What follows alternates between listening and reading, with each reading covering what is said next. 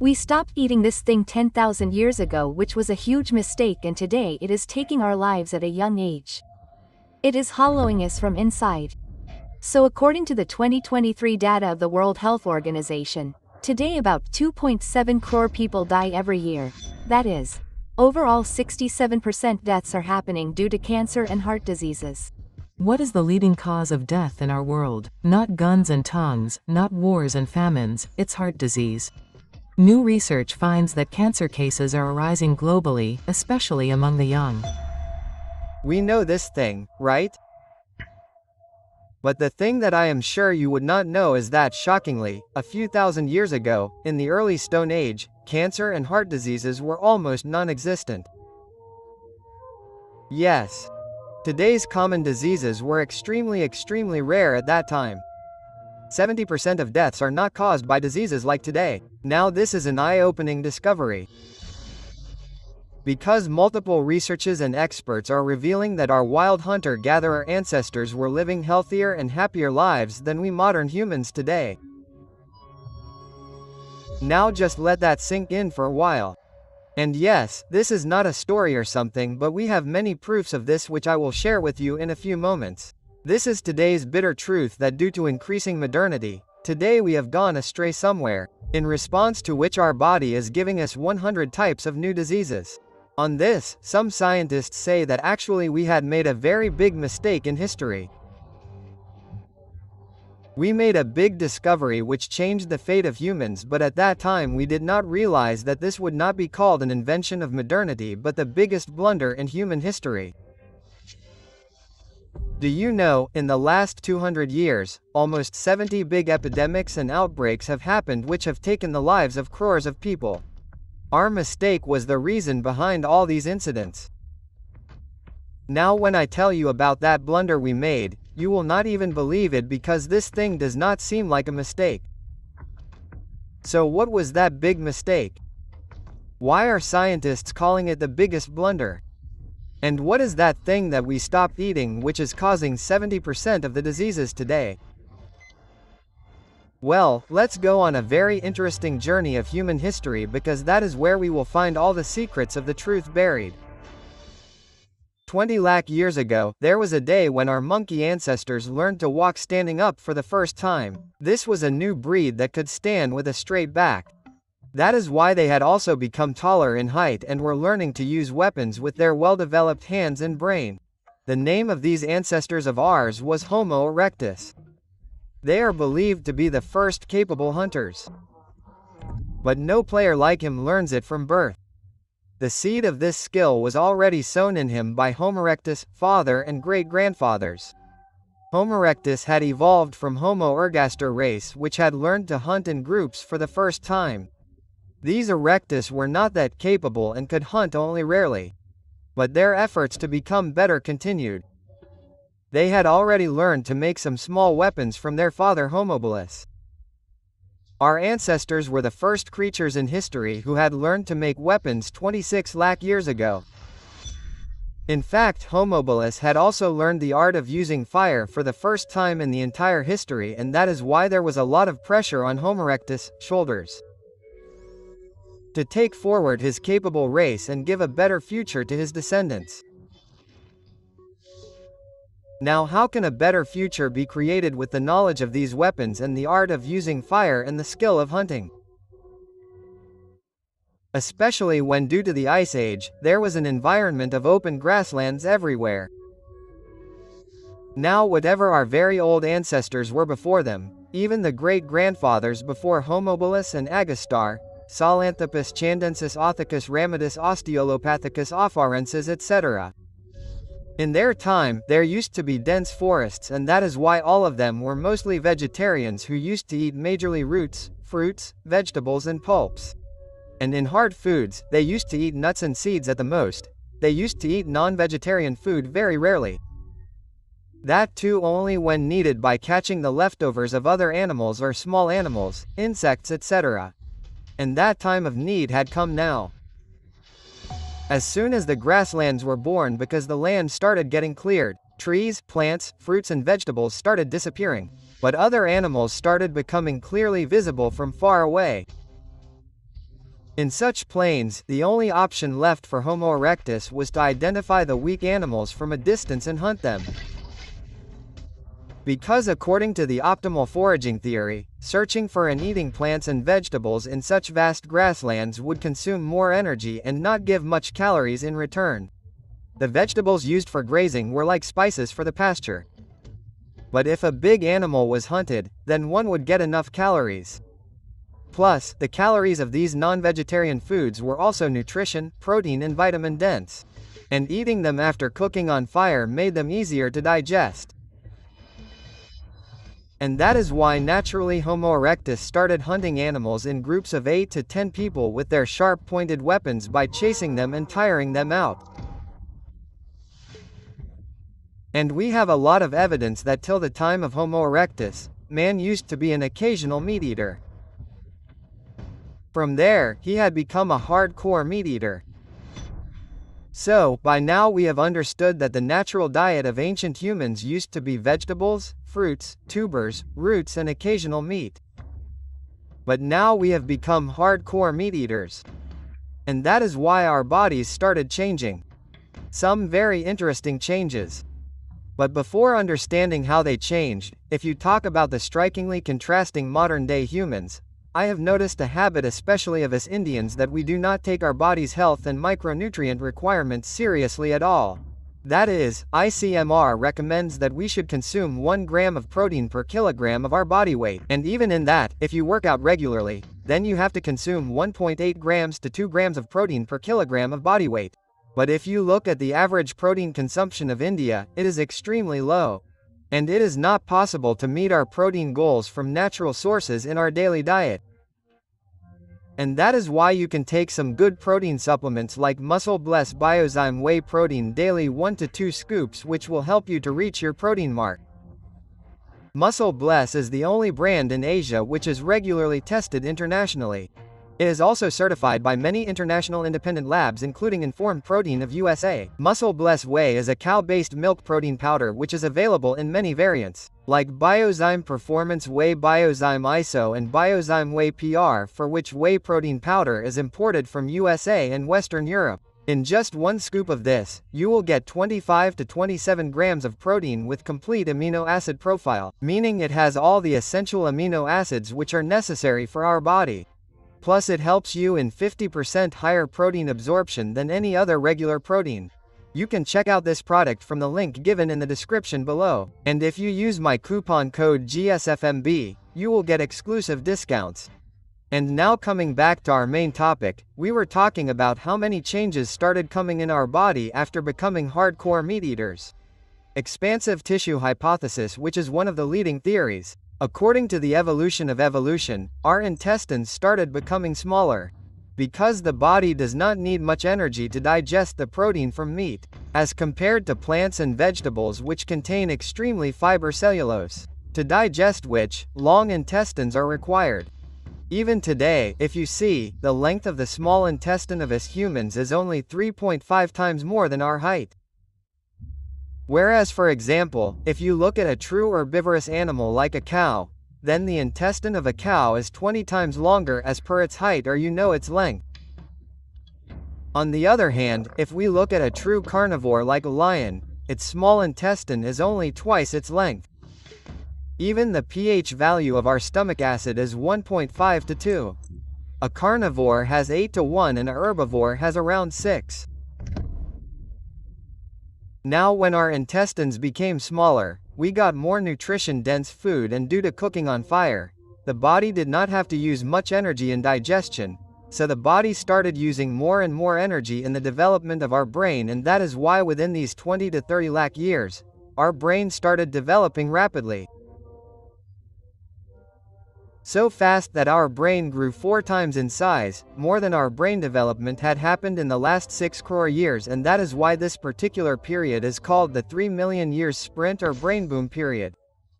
Well, eating non-veg has played the biggest role in brain development, much more than even the use of fire for cooking food. People are often confused about this or confuse others, especially some biased vegan influencers, like I have read in some blogs. But the consensus of the overwhelming majority scientific community is that yes, meat was the biggest reason that contributed to the brain development of humans, and cooking does not make much difference in the nutritional and caloric availability of this meat. This is also proven in research. You will find a link in the description below. Well, whatever facts we are telling in this video, you will find all the links of that research in the description below. Our team is most passionate about finding the truth, and we do science even while eating, drinking and sleeping. Even the blood of science is running in our veins. We are building such a passionate team that wants to develop a scientific rational mindset in Indians. Because let's be honest, India needs this the most today, because science is another name for progress. So if you are also a science enthusiast, and if you want to join us in this mission of spreading science across the country, then it will be our responsibility to make your passion a thriving profession. Many subscribers have already joined us, and they are loving our culture. As of now, we are looking for science and geopolitical writers who can help us scale even the podcast. Creative motion graphic artists, professional PR personnel who can represent us, and social media interns for a work from office opportunity in Mumbai. All details are added in the description below. Let's create an impact together. And now let's come back to our main topic. And anyway, it is clear in history that humans started eating meat even before the discovery of fire. Then this development of our brain continued, from today till 2 lakh years ago. During this time, some Homo erectus evolved into Homo heidelbergensis species. This species later became Homo sapiens, i.e. we humans. Now if you see the journey from Homo to Homo sapiens, it was of at least 20 lakh years. In these 20 lakh years, as you have seen, our diet, our lifestyle, even our body parts and DNA changed a lot. We have many proofs of this today. We had become a perfect hunter-gatherer, who used to roam in groups of 20 to 25. They used to fill their stomach by hunting. And this lifestyle and eating habits continued till 10,000 years ago. And then an incident happened which some scientists consider a very big blunder in human history. We learned to do farming. Now I know you must be surprised to hear this, right?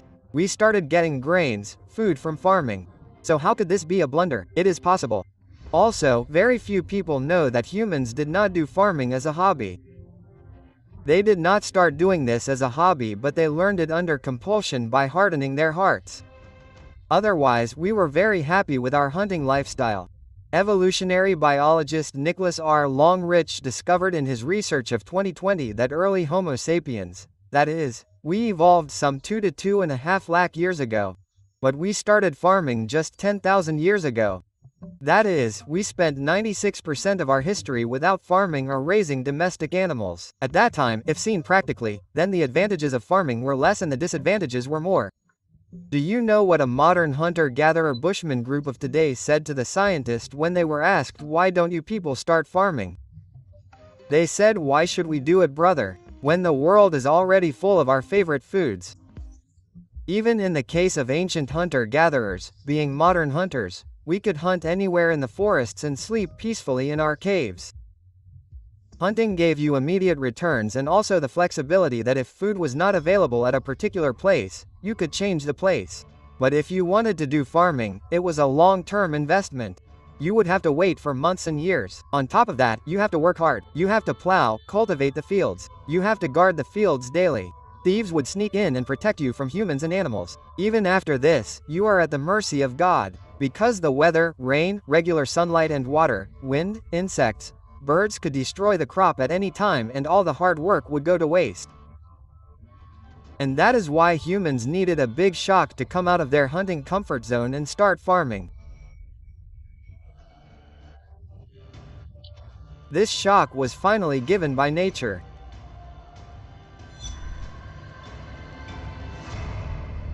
"14,000 years ago, the end of the Ice Age on Earth had started. The temperature kept rising rapidly for 2,000 years, and then suddenly it froze again for 1,200 years. The temperature suddenly started touching the temperature of the peak of the ICH. During this time, many floods also started occurring at various places on the Earth. This extreme event is called the Younger Dryas era.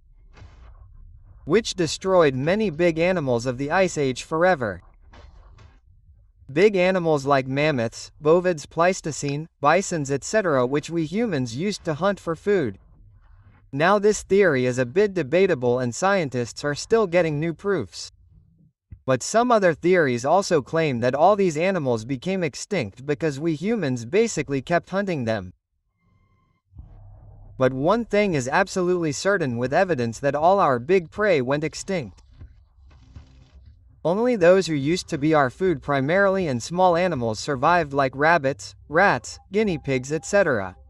By hunting them, we did not get enough meat that our whole group could sit and eat. So this compulsion gave birth to the concept of farming, and in the need to contribute in this new game, human settlements started forming. Small settlements and villages started forming. Now to fulfill the food needs of these settlements, mostly cereals like maize, wheat, rice, barley, etc. started being grown in the fields because these could be grown in good quantity and could feed more and more people. In fact, there is a very strong correlation between cereal consumption and population growth, and that is why even today the countries with the highest population like India and China are the top cereal consuming countries. And that is why from the time when farming started till 1000 AD, the population had increased 120 times. As if 80 lakhs became 100 crores of people in one go. So now friends, let's pause for a while and think, because farming was a big milestone in human history. The man who was a hunter-gatherer for 99% of his life was forced to settle down and do farming due to lack of food.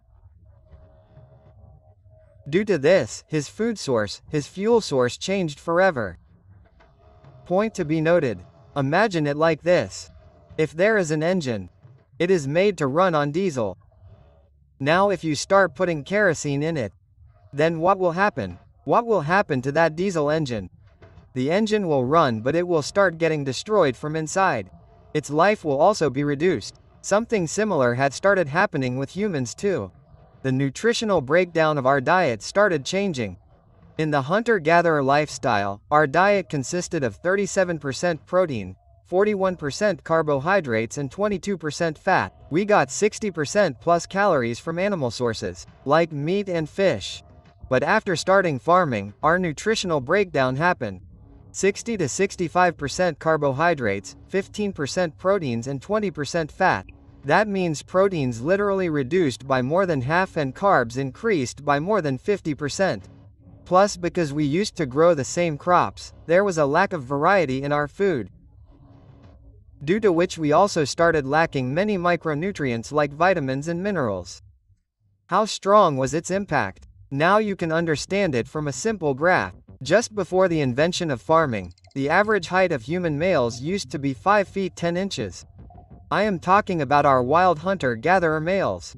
And as soon as farming started, it decreased to 5 feet 3 inches in a few thousand years. Even till today, the global average of the world is 5 feet 9 inches. And that too after so much development in medical and nutrition science and health supplements. The height of an average Indian male is still 4 to 5 inches less than his hunter-gatherer ancestors. Only 5 feet 5 inches, plus male nutrition problems also started increasing in that era. Because carbohydrate-rich diet was filling people's stomachs, but due to empty calories people started lacking nutrition.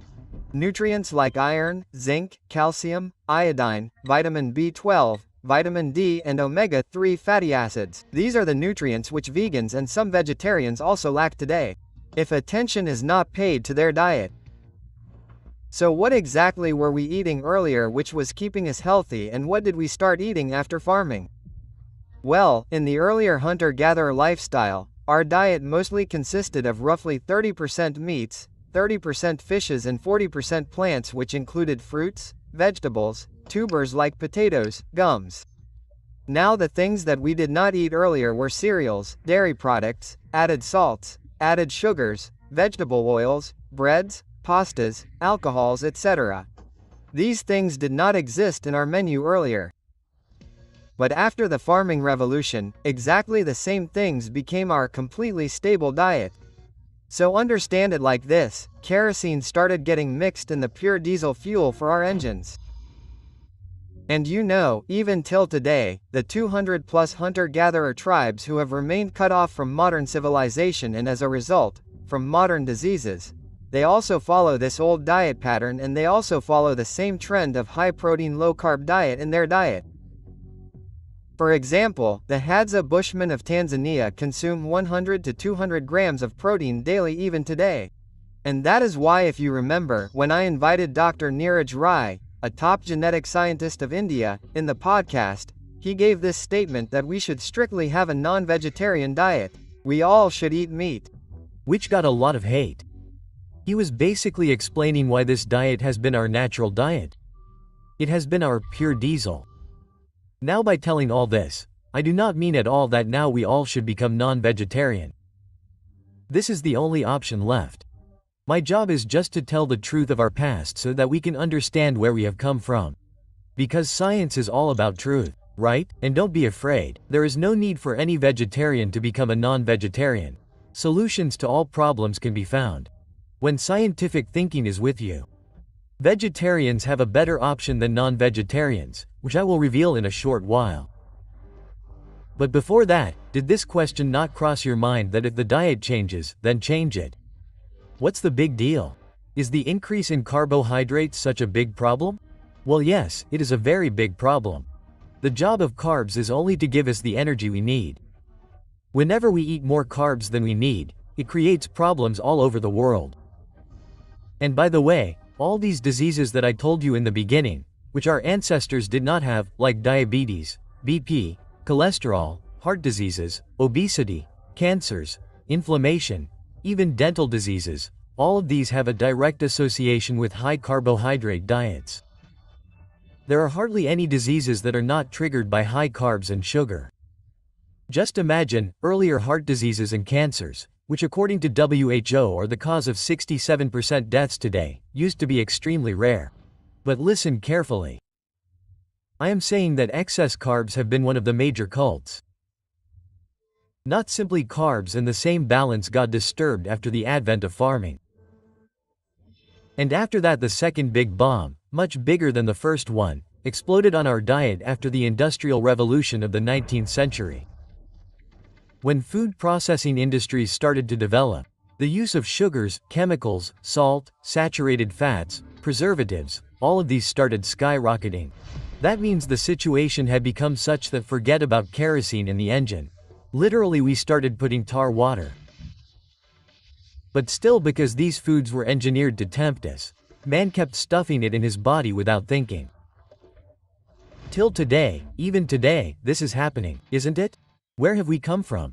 Without understanding the history of our body and its development, we are very curious to know the history of our country. But what about knowing the history of our body? We call the body a temple. But how many have read the history of this temple? Whereas there is nothing more valuable than health in this world. You also know this. And that is why, friends, now that we have learned a lot about our history, I have brought this research in front of you after reading literally hundreds of research papers, and I have also put all the references in the description below. But now we can finally focus. What should be the best diet in today's era that keeps us away from all diseases and keeps us physically strong and mentally sharp? Well, the simple answer to this is that match the nutrition profile of your diet as much as possible with the nutrition profile of our hunter-gatherer ancestors. Match it with their profile of high protein, vitamins, minerals, fibers, and low carbs and moderate fats. Because our body is made for this type of fuel due to 25 lakh years of evolution. This simple natural diet has helped us become the most intelligent species that we are today. This plain and simple diet and nutritional profile is true. It was not promoted to our ancestors by billion-dollar companies. It was specifically chosen by nature for us. So now comes the next question. For non-vegetarians, it is easy. They can increase lean meat and fish and vegetables. They can cut down sugar. How will vegetarians be able to manage this nutrition split? Well, it is simple. With awareness and a little planning. In fact, vegetarians can have a big advantage over non-vegetarians. Look, The main problem in vegetarian diets is that you have to be more proactive about food. It is not so easy that if you take any one fish for dinner, you will get all the balanced amino acids and nutrients. Vegetarian protein sources do not have a complete amino acid profile, and hence the best strategy is to include a variety of protein and nutrition sources in the diet, which is very easy in today's modern lifestyle. Remember, the poor old farmers could only eat what they grew. Where could they get variety? And that is why their height started decreasing severely. Life expectancy also started decreasing and poor nutrition started increasing. But you have to focus only on variety and balance. Look, I will make some sample diets and show you for vegetarians and also for non-vegetarians, on which you can use your creativity and modify it according to your needs. Just keep in mind that we will follow two principles. Number 1, we have to make a profile matching as much as possible according to the nutritional profile of the Paleolithic diet of our ancestors. Number 2, we have to make sure that we are consuming nutrition from a variety of foods so that we do not lack any vitamins or minerals. So, look at this simple model for vegetarians. In this, the lower part of the pyramid should be filled with vegetables, fruits and whole grains, which will be responsible for 40% of your calories. In this also, you can keep a split of 15 to 15% of vegetables and whole grains and 10% of fruits. Add as many varieties to it as possible. This will fulfill most of your needs of vitamins, minerals and phytochemicals and even antioxidants. Along with this, it will also give you a healthy source of energy with fiber, not just empty calories. There are some interesting options in this too. Like quinoa and Himalayan buckwheat, which is called buckwheat. There are two items that provide complex carbohydrates but are so healthy that they do not create the usual problems associated with carbs. They are the only anti-inflammatory carbs. That means they will keep you away from carb-related diseases. That is why I personally eat Himalayan buckwheat or kutu ka atta rotis. I eat wheat and quinoa instead of rice. The price is also not very expensive and they are easily available if you live in cities. Then in the above part we have to add protein sources. The best vegetarian protein sources in this are legumes like rajma, beans, peanuts, chickpeas, pulses like mung, kabuli chana, black gram. Then there are soya chunks, soya beans and tofu, milk and paneer as well. Remember, you have to target at least 25 to 30% protein. That means around 80 to 100 grams. Like this is a sample healthy veg diet in a research paper which gives 90 grams of protein from variety sources. Now I would like to cover one more interesting thing. Like many governmental organizations say that you do not need that much protein. Even 50 grams of protein is enough for you. But even on this, many scientists believe that it is highly politicized. That is, for some unknown reason, we are being switched to a diet with high carbohydrates and low protein. Now what could be the reason for this? You must share in the comments below. Because our evolutionary past, our hunter-gatherer lifestyle says something else. Facts like we just saw in this video. Now let's move a little higher in the diet pyramid. You have to keep 20 to 25% healthy fats. That too from healthy sources as much as possible, like mustard oil, olive oil, avocados, nuts and seeds, chia, flax seeds. All these contain more polyunsaturated and monounsaturated fats which are good for heart and brain health.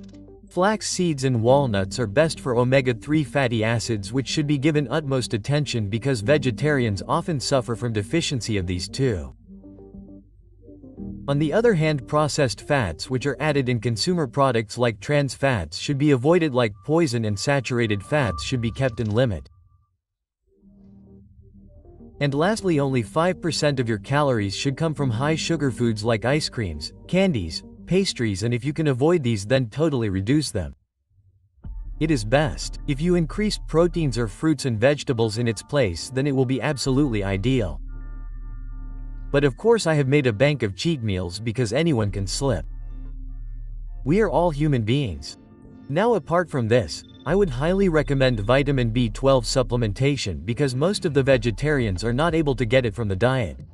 You can also consider iron, zinc, omega-3 fatty acids in supplementation if you are not able to get it from the diet.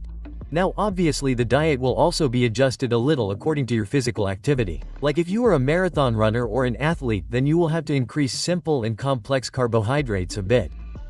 And if your physical activity is zero, then you will have to limit carbs and sugars and consume decent level of proteins. And you will get the best results with at least 45 minutes of physical activity daily, such as exercise.